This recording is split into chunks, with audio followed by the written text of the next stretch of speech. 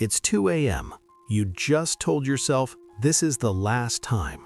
And yet, here you are, again. Same shame, same promise, same cycle. I'm going to call this addiction corn in this video. You know exactly what I mean. And by the end of this, you won't need another video on this topic. Ever. 5 principles. Let's go. Here's the truth nobody tells you. Corn is not your problem. Your empty life is. Think about the last time you reached for it. Were you busy? Were you working toward something? Were you energized? No, you were bored, alone, anxious, avoiding something. A 2019 JAMA Psychiatry study confirmed this. Compulsive behavior like corn addiction is not linked to high sex drive. It's linked to boredom, psychological distress, and lack of purpose. Your brain is not addicted to corn. Your brain is addicted to escaping an empty life. That one shift in understanding changes everything. Meet Jake, 22 years old, college student. He doesn't watch corn because he enjoys it anymore. He watches it because from 9 p.m. to midnight he has nothing meaningful to do, no one expecting anything from him, and a room that feels like a prison. His brain finds the easiest exit every night. Corn is not Jake's problem. Jake's empty evenings are the problem. Remember this, addiction is a symptom. Emptiness is the actual disease. Now, here is where most people destroy themselves.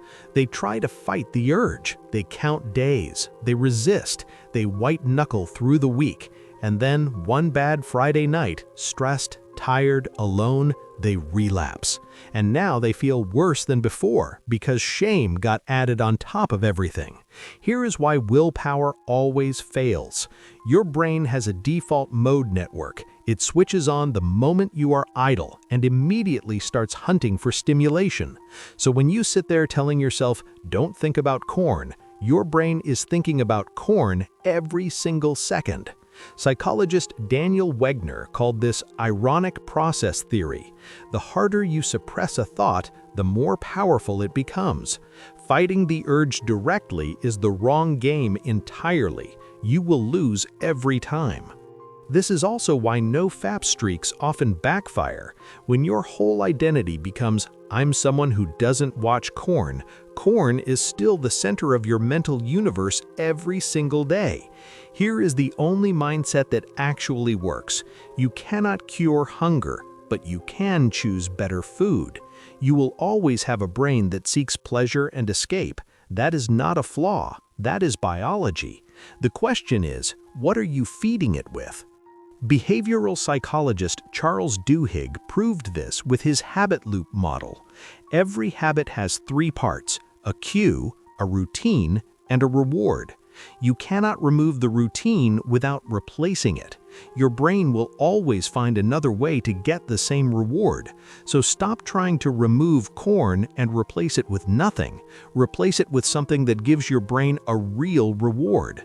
Exercise, even 30 minutes, releases dopamine, serotonin, and endorphins naturally. After a real workout, the urge barely surfaces.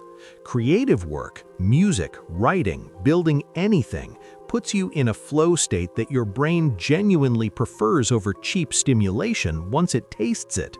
Real human connection, not texting, not scrolling, actual conversation with people who matter fills the void that corn was never actually filling. The goal is not to become a monk. The goal is to make your real life so full that corn becomes irrelevant, not tempting, just boring. Here's the practical part. Map your trigger chain honestly. When does it happen? Late nights? Weekends? After stress? What comes right before? Mindless scrolling? Lying in bed with nothing planned? What emotion triggers it? Boredom? Loneliness? Anxiety? Once you map it, you do not fight the urge. You interrupt the chain before the urge even forms. If it happens at 10 p.m. alone in your room, plan something specific at 9:45 p.m. A workout, a call to a friend, a book. Put your phone across the room. You are not fighting willpower. You are redesigning your environment so the urge has no entry point.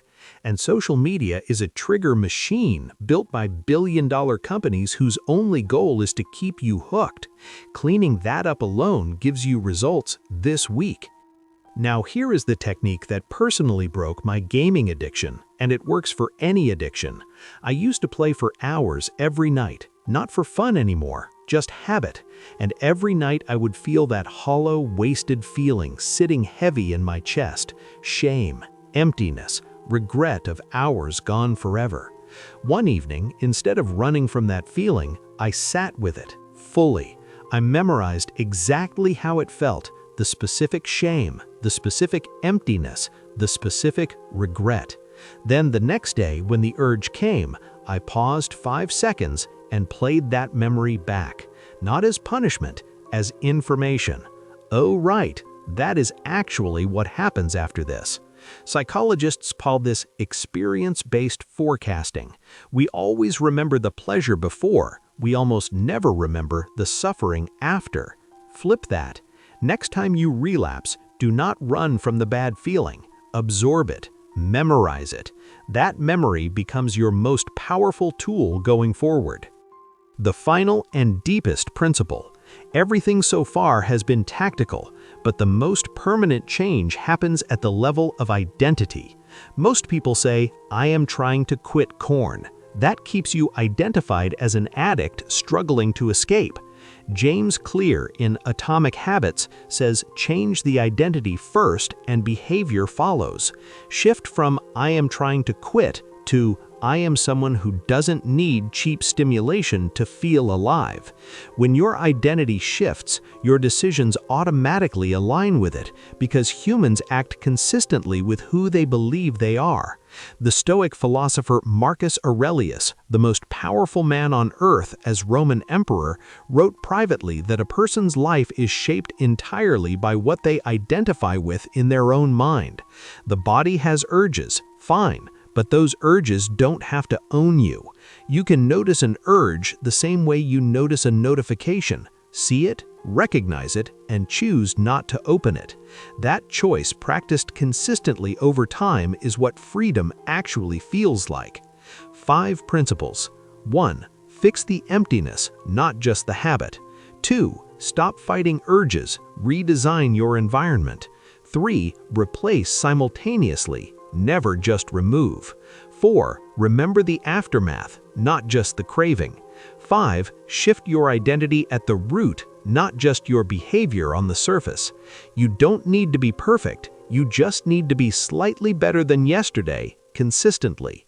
The person who applies even 2 of these today, in 90 days, you won't recognize yourself.